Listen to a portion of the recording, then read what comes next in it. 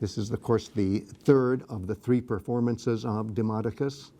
And this one is cued by Odysseus, who, of course, has background that the blind singer doesn't have. Technically, the blind singer has never been to Troy. He's never been anywhere. And if it weren't for the fact that the muses tell him things that he can visualize, there would be no story, but he visualizes very well. And even the way he starts with hormētheis, which is a very technical way of referring to how a performer starts a story and how the performer mentally connects to the storyline and how to start the storyline, what might have come before, how to make sure that the way you start it will have a smooth landing. All of that is built into this word hormētheis, which I translate as setting his point of departure. And then he starts with the god. You better start with the god because you really have to have a perfect takeoff in order to have a perfect landing, so to speak. And the mentality of timing it just right. I mean, the performance, not just the narrative, is all important. And also, where to start? Well, taking it from the point where, again, very technical, and then right away you start visualizing.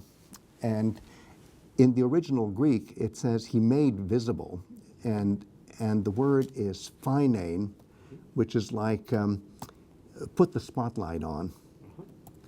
And it is something where if you really know your story well enough, all you need to hear is a few elements of the story by way of a few words, and the synapses start firing. Everybody sees the same thing. And this word phainein, for made visible, is the word that gives us indirectly the word fantasy, fantasize. And there it is. The scene starts with the Trojans being perplexed about what to do with the Trojan horse. Then there are the three alternatives.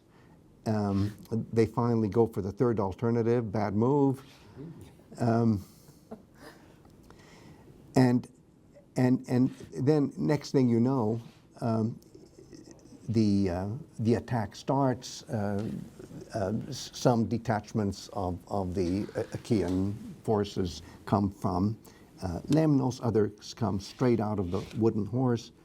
There's slaughter, destruction, and then we're getting to the place where the camera zooms in on Odysseus. Odysseus himself. Yes. Odysseus himself, and there he is at line 519, performing his own deeds, and 520 he emerges victorious, and so the story keeps going, but the camera moves away from Odysseus and moves to something else. And that's not what Odysseus did at Troy.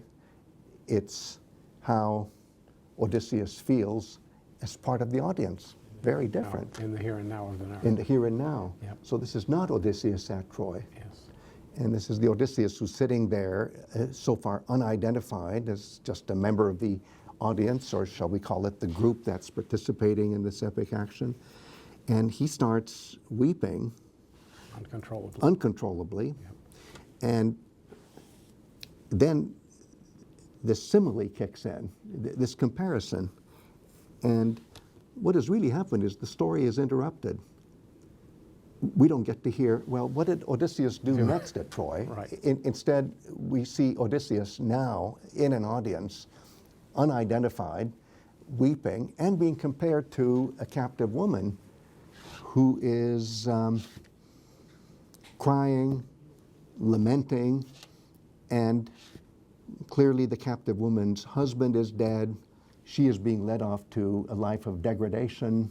After her city has been taken by the enemy. And there's all this Holocaust surrounding her. And meanwhile, Odysseus is sobbing. So what has happened? It's almost as if what actually happened at the next moment, just when the camera goes off Odysseus, at his greatest moments in the Trojan War, that's when we know from the plot outline of the Eleupersis, the destruction of Troy, which we read in another dialogue in its plot outline form. That's when Odysseus participates in the capturing of Andromache and personally kills the son of Andromache and Hector. It's one of the most grisly scenes. We have it only in plot outline, and we would have it here, except that the camera moves off. And it moves off to likening Odysseus to exactly an Andromache figure. So it's almost as if the simile takes over the job of telling the story. Right. But that also means that the person who did something actively now gets to feel the suffering passively. Right. And he can't handle it. He breaks down and weeps, and essentially this is the cue for lament. I'm not saying that lament happens here because he's trying to hide it, but all the ingredients are there, and certainly when we read the Iliad, we see Andromache lamenting 3 times. The 3rd time she's actually anticipating precisely this horrible scene. And she's really doing this also the 1st time and the 2nd time, but 3rd time it's even more direct. So it's just an amazing example of Homeric artistry where the simile takes over the narrative and subjectivizes the experience of war. Yeah. And it also relates to that scene in the 1st book where Penelope has this kind Yes, of weeping. yes. Yes, uncontrollable weeping because at the grief because that she has connect. the Yep. she has the emotional predisposition to understand things Exactly. that people like the suitors who are disconnected. out of it will never understand. Right. And similarly here, he has the background of experience, Right. even though it was dishing it out. Right. But nevertheless, the experience is there. And so it's an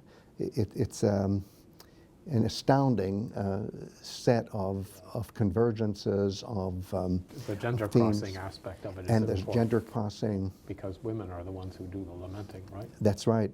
And Sure. and both Odysseus and Achilles are really good at laments. Yes, exactly. in And that exceptional shows ways. again Yep. that they're much more complex than simply stars of a macho shoot 'em up Narrative. adventure, Yeah, which exactly. is what the suitors think epic is, but we know better. They're the ones with the higher consciousness. And actually, Helen knows better too. That's why she has to drug the drinks of the people who are listening to her story, because she can't just say, sit back, relax, and listen to a wonderful, exciting tale of Trojan War, all the With suffering. her husband. Well, There, yeah. that just doesn't Not gonna work. work, It, yep. that's not what epic is. Epic has this depth, and this quality of empathizing with all human experience. Yes. So it's truly a humanistic medium. Can I ask about the use of metaphor here? Yes. To do just that maneuver that you're talking about. Yes. Why is that the specific tool for this? I mean, on the one hand, it's a specific character. On the other hand, it's very generic, and it's doing things to deal with emotion for the people who are participating on the other side, right? Not the center. Yes. Why? Why metaphor? Why is it working like that? Well, in one way you can say it's universalizing, but in another way you could just say it's humanizing. It's an empathy for different sides of an experience. It's what we saw also in Iliad 24, where Achilles really hates Priam and really hates Hector even more. But when he starts thinking, well, Hector has a father, Right, and I have a father, Right. and look at the way that father is grieving. So So analogies are ways in which you can Yes. connect. Yes. So it's not even universalizing, perhaps. It's just connecting dots. It's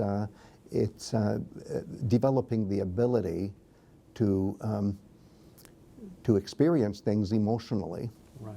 And we usually think that it's only tragedy that does this, but clearly epic is already doing this, and it's no accident that Aristotle thinks of the Iliad in particular, but Homeric poetry in general, as proto-tragedy.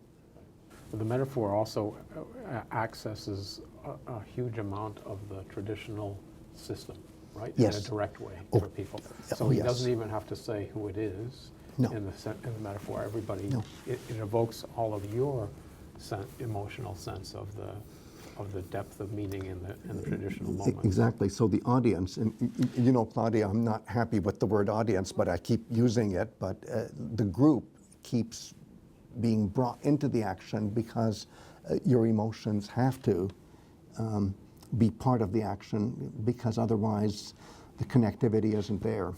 And there's something about learning to think metonymically, and Yes. metaphorically that's important for everybody, right? In the story, outside the story. That's how you make the connections. Yeah. And I love the way Claudia said, think metonymically. And when I think of the fact that in English, one of the best ways to express metonymy is to say that something touches on something else. It's human contact. Yeah, that's nice. It's really touching. And Yep, yep. we also use that expression in English, that something that emotionally moves us, touches us. So even these hard-bitten heroes who Oh, go yeah. around killing people, Yes. they have a There's a empathetic core. side. That's important. Yep. There's a real They've internalized the tradition human and too. humane core. Yep.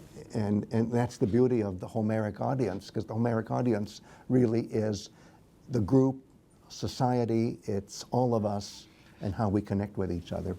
And how we connect with the epic tradition, which is Yes. supposed to, that Yes. is telling us how to respond. in a certain way. Yes, yes, that's always the case, is that characters are cueing us about how we are part of that group. It's a whole group experience.